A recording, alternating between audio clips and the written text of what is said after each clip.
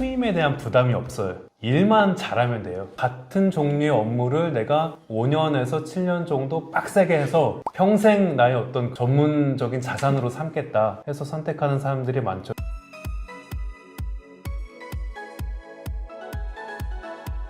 헬로! 부동산 전문 이승은 변호사입니다. 저번 편에 이어서 이제 한민호 변호사님을 모시고 다른 이야기를 좀 해보려고 하는데요. 모두들 궁금해하시는 법무법인 태평양 잘 아시죠? 우영우 변호사가 실제로 근무했다고 보는 그것도 태평양인데요. 태평양 법무법인에서 오래 업소 생활을 하셨던 분이셔서 이제 그 생활에 대해서 조금 제가 질문을 몇 가지 드려보겠습니다. 법무법인 태평양에서 7년을 일하셨던데 네. 태평양 정도 가실 성적이시면은 연수원에서 꽤 공부를 잘하신 축이었을 것 같아요. 판사도 가실 수 있었고 검사도 가실 수 있었을 텐데 굳이 대형 로펌을 선택한 이유, 그리고 하필 왜 태평양이었을까? 그럼 알려주실 수 있을까요? 저는 이승은 변호사님 고등학교 친구이기도 한데 그 전에 독일에서 10년 정도 살았습니다. 4살 때 갔다가 14살 때 10년 정도 중1 때 돌아왔거든요. 그래서 항상 중학교 때도 그렇고 고등학교 때도 그렇고 대학교 때도 그렇고 독일에 대한 향수가 있었어요. 독일과 관련된 무언가를 하고 싶다, 유럽과 관련된 뭔가를 하고 싶다, 이 국제적인 걸 하고 싶다. 그래서 저는 좀 특이하게 학부 때부터 계속 국제적인 업무를 할 수 있는 변호사가 되고 싶었어요. 저는 사실 다른 연수원 동기들과는 좀 다르게 법원에는 아예 관심이 좀 없었습니다. 국제적인 업무를 하고 싶었고, 그러다 보니까 이제 선택지를 쭉 보게 됐는데 로펌들 중에서 국제 중재 업무를 가장 활발하게 하고 있는 로펌이 태평양이었습니다. 그래서 태평양에 입사를 하게 됐죠. 너무 잘한 선택이라고 지금도 생각하고 있어요. 애초에 국제중재 분야의 전문 변호사가 되고 싶어서 태평양 입사를 하신 거군요. 네.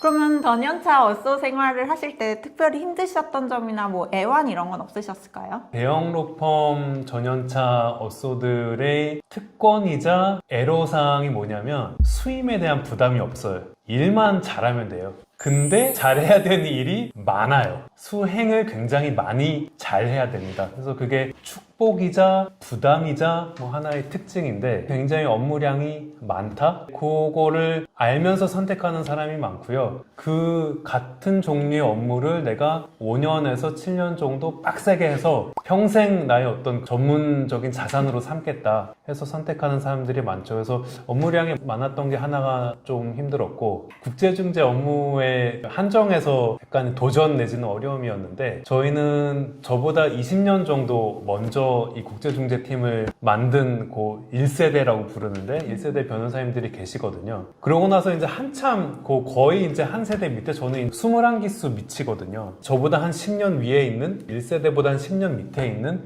중간기수 선배님들이 많이 없었어요. 그래서 입사했을 때 10년 후 내 모습이 어떻겠구나, 15년 후 내 모습이 어떻겠구나 라고 구체적으로 상이 좀 안 잡혀서, 그러니까 이거 롤모델이라고 할 수도 있겠는데 너무 20년 위에 계신 분들은 좀 멀리 계시고 직접적인 롤모델이라고 하기에는 너무 또 이제 그 거리가 있고, 그래서 그 부분을 좀 잡아가는 것도 이 국제중재 분야에 한정해서 저는 하나의 도전이었습니다. 허리가 없는 건 진짜 쉽지 않은 일이거든요. 대형 로펌에서 힘든 업소 생활을 지내면서 사실 어떻게 잘 쉬었는가, 그것도 되게 궁금하거든요. 잘 쉬어야 이제 또 일을 할 수 있는 원동력이 생기는 건데 변호사님 어떻게 쉬셨어요? 잘 쉬었는지 잘 모르겠습니다. 근데 사람들이 운동을 가장 일반적인 스트레스 해소법으로 얘기를 하는데, 운동 중에서도 그냥 헬스장 가서 러닝머신에서 러닝만 하는 운동도 있고요. 저는 1년차 때 운 좋게 회사 바로 앞에 그 헬스장에 코트가 있었어요.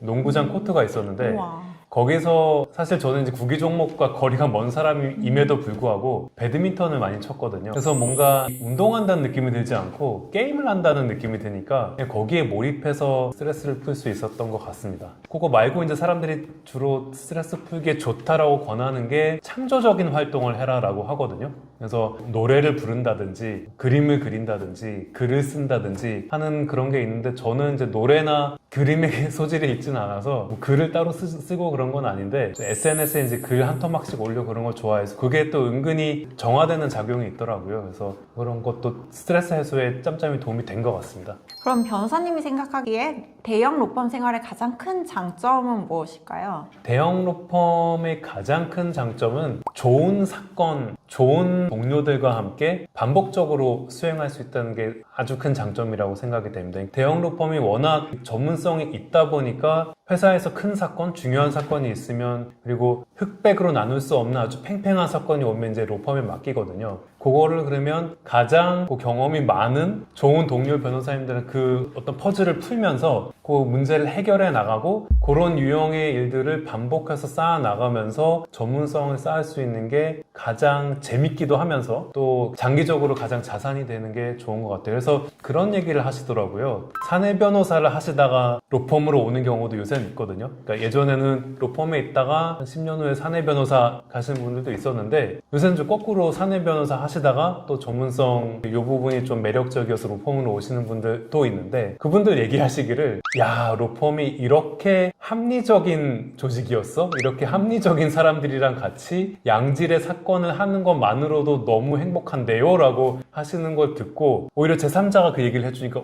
그런가 싶더라고요. 그래서 좋은 사람들이랑 함께 좋은 일을 반복적으로 할 수 있는 게 특징이자 아주 좋은 장점이라고 생각합니다. 부럽네요. 영혼이 일반 시청자들한테는 제일 궁금할 수 있는 부분일 것 같은데 대형 로펌이라고 하면 보통 대기업이랑 비교해서 생각할 수 있을 것 같은데 수익에 대한 메리트는 없었는지 그게 궁금하거든요.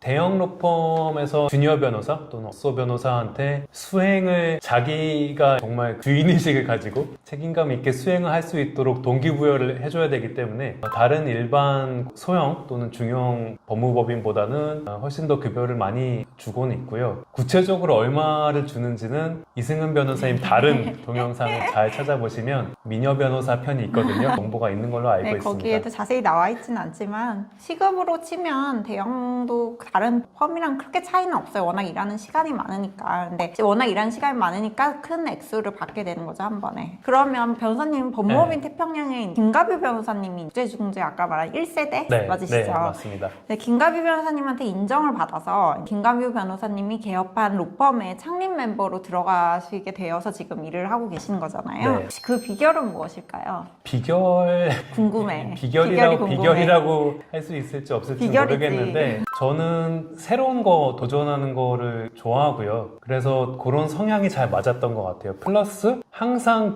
유럽 관련된 거, 독일 관련된 거 제가 이제 노래를 불렀거든요. 너무 좋아한다고. 그래서 다른 동기들이랑 다르게 저는 중간에 해외 연수도 미국으로 가지 않고 영국으로 갔고 영국 가서도 끝나고 교환 근무도 영국 로펌이랑 독일 로펌에서 했거든요. 근데 이제 해외 연수를 마치고 한국을 돌아오니까 때마침 그 2019년도에 스위스에 있는 국제중재 변호사 또 국제중재 로펌이랑 같이 이 피터 앤 김을 만들 계획이다. 피터가 스위스에 있는 스위스 변호사님이거든요. 저는 대번에 저 너무 하고 싶습니다라고 했고 이게 아시아 또는 전 세계에서 한국 변호사로서 한번 돌풍을 일으켜보자라는 스타트업적인 마인드인 건데 저도 거기에 공감을 하고 굉장히 신이 나서 같이 동참하겠다라고 했습니다. 의외로 되게 자기 PR 잘하고 다니시네요. 내성적일 것 같은데 아닌가? 제가 잘못 알고 있었나 보다. 아이 성향 맞고요. 네. 아이 성향 맞는데 또 아이 성향이라고 이런 거를 하지 못할 이유는 없더라고요. 네, 맞습니다. 그러면 변호사 생활을 하면서 능력을 인정받기 위해 가장 필요한 덕목 3가지를 꼽으라 그러면 변호사님 뭐 하시겠어요? 저는 변호사가 갖춰야 될 가장 중요한 덕목 하나를 꼽자면 제 생각엔 신뢰인 것 같거든요. 지금 속해 있는 조직 내에서의 신뢰도 있고 고객에 대한 신뢰도 있고 그 다음에 이제 소송을 하는 변호사는 법정에 가서 판사님 또는 저 같은 경우에 중재판정부 앞에서 중재인 앞에서 신뢰감을 줘야 되거든요. 같은 신뢰 포인트지만 그거를 3개로 나눠보자면 신뢰를 쌓을 수 있는 어떤 비결이랄까? 아니면 그 특징이 내가 이제 믿음직스러운 신뢰감 있는 사람이 되기 위해서는 굉장히 소통을 많이 해야 된다. 그래서 저는 이 후배들한테도 일을 할 때 회사 내에서 나한테 얘기를 많이 해라, 많이 하자. 저도 이제 고객에 대해서도 소통을 많이 하려고 그러고요. 또 법원에 가거나 아니면 중재판정부 앞에 가면 소통을 잘하려고 합니다. 그게 신뢰를 주기 위해서인데 그게 가장 중요하지 않을까 지금은 그렇게 생각하고 있습니다. 좋은 이야기입니다. 같은 변호사가 들어도 좋은 이야기입니다. 다시 돌아가도 대형 로펌 선택할 것인가? OX. 변호사 같은 답변을 드리자면 3번인데요. yes, but인데 그런 면에서 같은 선택지가 있었다면 태평양 갔겠냐? yes인데 그때는 피터 앤 김이 없었거든요. 그래서 그때는 사실 이 전문적으로 국제중재 커리어를 쌓을 수 있는 옵션으로서 이 부티크 로펌이 없었어요. 근데 이제 10년이 지난 지금 부티크 로펌 전성시대라고 할 만큼 국제중재뿐만 아니라 이제 기업 법무도 부티크 로펌들이 되게 많이 생겨서 같은 급여에 더 좋은 사건들을 접할 수 있는 기회가 있고 좋은 동료들이랑 함께 일을 할 수 있는 그런 플랫폼이면 피터 앤 김을 고르지 않았을까? 10년 전에도 그런 옵션이 있었다면. 그래서 변호사스럽게 세모라고 하더니 대형 로펌을 이제 지망하는 후배들에게 로스쿨 시절 어떤 능력을 함양하라고 조언을 해줄 것인지, 그리고 대형 로펌에 들어오면 어떤 능력을 함양하라고 할 것인지 좀 얘기 좀 해주시겠어요? 저는 이게 좀 재미없는 답이 될 수도 있는데 로스쿨에 있을 때는 민법 공부를 열심히 하라고 권하고 싶습니다. 민법이나 민사 관련된 저도 과목들을 같은 생각입니다. 결국에는 우리가 돈 관련된 문제를 해결해 주는 거는 민사 사건이거든요. 상사도 결국 민사의 파생이기 때문에 민법을 탄탄히 하면 이거는 정말 평생 자산이다. 맞습니다. 그 기본 토대를 열심히 쌓으라고 하고 싶고, 두 번째로는 학생으로서의 특권을 좀 10분 발휘해서 변호사 1년 차거나 2년 차거나 3년 차인 경우에도 사실 변호사잖아요. 근데 로스쿨생은 학생이거든요. 그래서 좀 자유롭게 로펌에 있는 변호사님들한테 접촉을 해서 궁금한 걸 물어봐도 위화감이 좀 없단 말이에요. 그래서 학생으로서의 특권을 좀 10분 활용해서 이런저런 그 로펌에 계신 변호사님들 접촉해서 뭐 커피를 먹자고 한다든지 해서 이것저것 많이 물어보시라. 그래서 정보 수집을 많이 하라라고 권하고 싶고요. 반대로 이제 로펌에 입사했다. 그래서 전연차 변호사로서 자기 실력들을 갈고 닦는 그 주니어들한테는 저는 글쓰기가 굉장히 중요하다고 생각하거든요. 글쓰기를 잘 연마해라. 저는 이제 국제중재 업무를 하니까 영어로 된 글쓰기를 많이 하게 되는데 사실 언어를 가리지 않고 우리말로 글쓰기를 깔끔하게 잘하면 영어에도 그게 그대로 통용이 되거든요. 그래서 맞춤법 관련된 책들 또는 표현을 좀 자연스럽게 할 수 있는 이 글쓰기에 관한 책들 선물도 저는 많이 하고요. 이거는 변호사로서 송무를 하든 자문을 하든 결국 우리는 언어로서 사람들이랑 소통하는 그걸로서 가치를 창출하는 직업이니까 글쓰기를 깔끔하게 잘 연마해라. 혹시 추천해 주실 책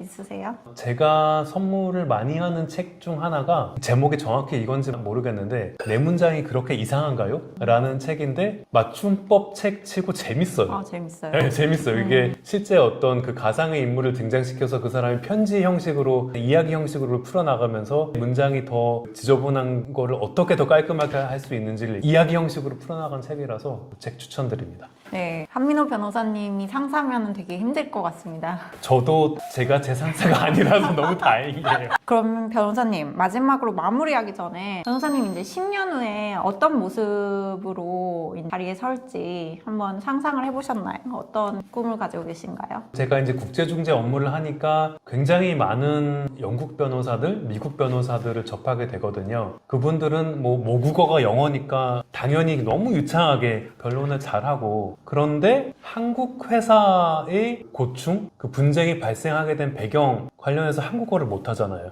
그거는 한국 변호사인 내가 훨씬 더 잘할 수 있다. 그래서 한국 회사들이 억울한 일을 당했을 때 국제중재 심리에서 내가 그거를 그 누구보다도 변론을 잘해서 이익을 지켜주는 그거를 지금 계속 연마를 하고 있고, 그래서 저는 변론에 관심이 많아서 국제무대에서 한국 변호사이지만 변론을 잘할 수 있는 또는 변론을 존중받을 수 있는 그런 변호사가 되려고 10년 후에 국제무대에서 더 잘 활약할 수 있는 변호사가 되려고 열심히 노력하고 있습니다. 50살의 우리의 모습이 기대가 됩니다. 화이팅! 네, 오늘 변호사님 모시고 대형 로펌 생활에 대해서 좀 여쭤봤는데요. 제 영상이 도움이 되신다면 구독, 좋아요, 알림 설정 부탁드릴게요. 감사합니다.